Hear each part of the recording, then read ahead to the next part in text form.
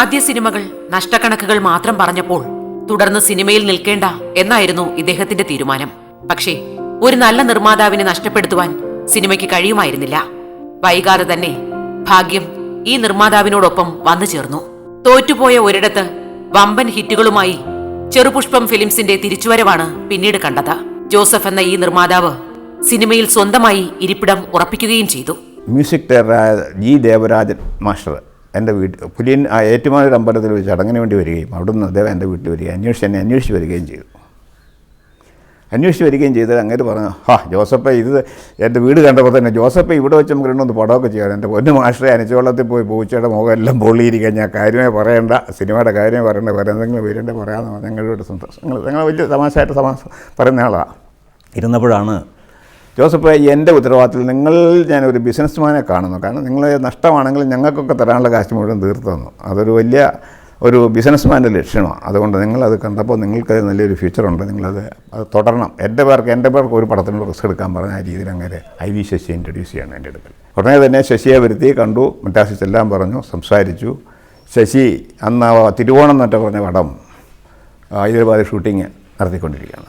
അവിടെ പോയി ശശിയെ കാണുകയും ഉടൻ തന്നെ ഷെരീഫുമായിട്ടൊരു കഥ ഡിസ്കസ് ചെയ്യുകയും അത് കഴിഞ്ഞ് വന്നാൽ ഉടൻ തുടങ്ങാമെന്ന് പറഞ്ഞാൽ വീട്ടിൽ വന്ന് ലൊക്കേഷനൊക്കെ കണ്ട് നമ്മുടെ വീട്ടിൽ തന്നെ വെച്ച് ഷൂട്ട് ചെയ്യാമെന്നുള്ള പ്ലാൻ ചെയ്ത് തിരിച്ചു വന്ന് 15 ദിവസം കൊണ്ട് ആ നിമിഷം എന്ന് പറഞ്ഞ അവിടെ ഞങ്ങൾ ഷൂട്ട് ചെയ്യും. വളരെ സക്സസ് ആയിരുന്നു. അപ്പോൾ പഴയ കടങ്ങളെല്ലാം പോയി, ബാക്കി അതിൽ മീതി കൂടെ വന്നു. ആ സെറ്റ് വെച്ച് തന്നെയാണ് IV ശശിയായിട്ടുള്ള തീരുമാനത്തിൽ ഈറ്റ എന്ന് പറഞ്ഞ പടം ഞങ്ങൾ പ്ലാൻ ചെയ്യുന്നത്. അത് കമലഹാസൻ, മധുഷീല മുതലായ പ്രമുഖ ആൾക്കാരെ വെച്ചാണ് എടുത്തത്.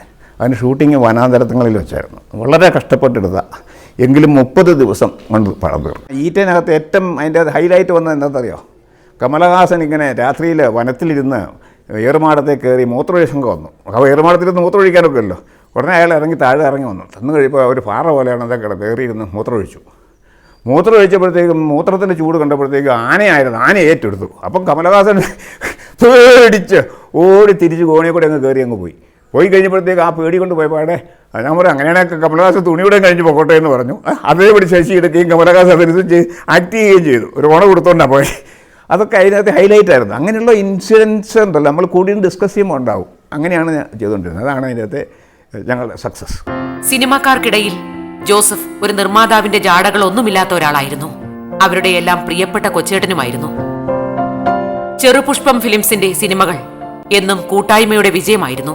പരസ്പരം സ്നേഹിക്കുകയും ബഹുമാനിക്കുകയും ചെയ്യുന്നവരായിരുന്നു അന്നത്തെ സിനിമാക്കാർ. ഇന്നത്തെ പ്രഗത്ഭരും പ്രശസ്തരുമായ പല അഭിനേതാക്കളുടെയും തുടക്കവും ഈ നിർമ്മാതാവിന്റെ ചിത്രങ്ങളിലൂടെയായിരുന്നു. എല്ലാവരുമായിട്ടും നല്ല ബന്ധങ്ങളാണ്. അതിന് ഉദാഹരണം പറഞ്ഞാൽ ഈയിടെ കമലഹാസൻ കണ്ടപ്പോൾ ഒരു ഷൂട്ടിംഗ് സെറ്റിൽ ഞാൻ സ്റ്റുഡിയോയിലേക്ക് കയറി കഴിഞ്ഞപ്പം എൻ്റെ കാർ പുറത്തിട്ടാച്ചാണ്. സെറ്റിൽ ഷൂട്ടിംഗ് കണ്ടുകൊണ്ട് കമലഹാസൻ ഓടി വന്ന് എന്നെ കെട്ടിപ്പിടിച്ച്, കൊച്ചേട്ടൻ തന്നെ ഇങ്ങനെ നടന്നു പോകുന്ന കൊച്ചേട്ടാ, ഈ ഇതിൻ്റെ വണ്ടിയല്ലേ കിടക്കുന്നത്, കൊച്ചേട്ടൻ എന്നോടൊന്ന് പറയാൻ മേലായിരുന്നു ഇങ്ങനെ ഈ വെയിലും കൊണ്ട് ഇതല്ലേ പോകുന്നതെന്ന് പറഞ്ഞു. അപ്പോൾ ഞാൻ പറഞ്ഞ കമലഹാസ, നിങ്ങളുടെ ഷൂട്ടിംഗ് മെനക്കെട്, കാരണം എനിക്കറിയാം ഞാൻ അവിടെ വന്നപ്പോൾ അതിന് നോയ്സ് ഉണ്ടായാൽ ഞങ്ങൾക്ക് നോയ്സ് വരും, അതുകൊണ്ട് ഞാൻ കാർ അവിടെ ഇട്ടിട്ടാവുന്നിരിക്കുന്നത്. അതൊന്നും പോരാ എന്നൊക്കെ പറഞ്ഞ് പുള്ളി ഒത്തിരി നേരം വർത്തമാനം പറഞ്ഞു കഴിഞ്ഞാൽ കൊച്ചേട്ടൻ്റെ അന്നത്തെ അനുഭവങ്ങളും ഈറ്റയുടെ കാര്യങ്ങളൊക്കെ പറഞ്ഞു പുള്ളി പറഞ്ഞു, കൊച്ചേട്ടൻ എപ്പോൾ ആവശ്യപ്പെട്ടാലും കമലഹാസൻ്റെ ഒരു ഡേറ്റ് ഉണ്ട്. അതാണ് ആ സ്നേഹബന്ധത്തിൻ്റെ പ്രധാന കാര്യം. അതുപോലെ തന്നെ ശ്രീദേവി വന്നപ്പോൾ ഇവിടെ താമസിച്ചു, ശ്രീദേവി അമ്മയും കൂടെ. അവരൊരിക്കൽ ബോംബെയിലേക്ക് ഞാൻ പോയപ്പോൾ പ്ലെയിനിൽ വെച്ചുകൊണ്ട് കൊച്ചേട്ടാ അപ്പം അമ്മ എല്ലാം സൗഖ്യമാർക്കാ എന്ന് ചോദിച്ചാൽ അവർ വന്ന് ഇത് വന്നു. അതൊക്കെ ഒരു വലിയൊരു ഇതാണേ. അപ്പോൾ ആ പ്ലെയിനിൽ ഇരുന്ന് മുന്നാരാ ആ പ്ലെയിനിൽ ഇരുന്നേക്കാൾ ഓടി ശ്രീദേവി എന്ന് പറഞ്ഞാൽ ബോംബെയിലുള്ള ആൾക്കാരൊക്കെ വലിയ കാര്യമായിട്ട് കണക്കാക്കുന്ന ആളല്ലേ, അവരോട് ഇവനാരായി ശ്രീദേവിയും മറ്റൊക്കെ ചോദിക്കുന്ന ആരാൻ ചോദിക്കുന്ന ഒരാളാണ്. അതൊക്കെ അതിശയങ്ങളാണ്. നമുക്കതൊക്കെ കൊണ്ട് മാനസികമായിട്ട് വലിയ സന്തോഷം തോന്നുന്ന അനുഭവം. അങ്ങനെ ഒത്തിരി അനുഭവങ്ങളുണ്ടായിട്ട് ഒത്തിരി ഷൂട്ടിങ് കഴിയുമ്പോൾ director and artist, producer also a workman. ആ രീതിയിൽ ഞങ്ങളെ ഇൻവോൾവ് ചെയ്ത് ആണ് ഞങ്ങളെല്ലാം ചെയ്തുകൊണ്ടിരുന്നത്. അപ്പോൾ അതിനകത്ത് എല്ലാ കാര്യങ്ങളും നോട്ടങ്ങളുണ്ടാവും.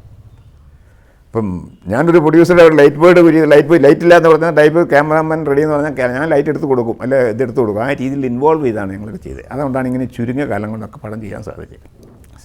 അതല്ലാതെ ഒരു പ്രൊഡ്യൂസറായിട്ട് ഒരു ഗെമ്മ വെച്ച് കാലം കയറ്റി ഒരു AC റൂമിൽ ഇരിക്കുകയല്ലേ ചെയ്തത്. ഞാൻ അതുപോലെ കഷ്ടപ്പെട്ട് അതിൻ്റെ ഓരോന്നിനും പുറകെ നടന്ന് എൻ്റെ പോരായികൾ ഓരോന്നിനും ഞാനത് പഠിച്ചുകൊണ്ടിരിക്കാൻ കിട്ടാൻ ചെയ്തത്. അങ്ങനെ പഠിച്ച് ഒരു 10, 12, 14 പടങ്ങളെടുത്തു. സിനിമയിലൊരു പോപ്പുലാരിറ്റി വലിയ ആളാണെന്നുള്ള അങ്ങനെ യാതൊരു ചിന്താഗതി എനിക്കില്ല. നമ്മളെപ്പോഴും ഒരു ബിസിനസ്സുകാരൻ, ആ ബിസിനസ്സിൽ നമുക്ക് നമ്മളുടെ ആ ആൾക്കാരോടും നാട്ടുകാരോടും എല്ലാം നമുക്ക് ചില കടപ്പാടുകളുണ്ട്. നമുക്കതനുസരിച്ച് ഓരോരോ സ്ഥാനങ്ങൾ ചെയ്യണമെന്നുള്ള ദീർഘവീക്ഷണത്തോട് പല കാര്യങ്ങളും ഞാൻ ചെയ്തിട്ടുണ്ട്. സ്ക്രിപ്റ്റ് എഴുതി കഴിഞ്ഞാൽ കംപ്ലീറ്റ് ആയിട്ട് അതിൻ്റെ ഒരു ടെക്നീഷ്യനെ വെച്ച് വർക്കൗട്ട് ചെയ്യും. മമ്മൂട്ടിയുടെ പ്രധാന കോസ്റ്റ്ലി ആയുള്ള ആർട്ടിസ്റ്റ് എത്ര സീൻ വരും, എത്ര ദിവസത്തെ വർക്ക് വരുന്നു. എന്നിട്ട് അവരോട് പറയും, നിങ്ങളൊരു 40 ദിവസത്തേക്കല്ലേ അവർ കൊടുക്കുന്ന ഇത് കൊടുക്കുന്നത്, അപ്പോൾ നിങ്ങൾ ഇത്രയും കൊടുക്കുമ്പോൾ എനിക്ക് 10 ദിവസത്തെ വർക്ക് മതി. ഒരു ചെറിയ പടമാണ്, അവിടെ ഒരു 10 ദിവസത്തെ ചോദിക്കുമ്പോൾ അവർ നോക്കുമ്പോഴത്തേക്ക് അവർ ലാഭമാണ്.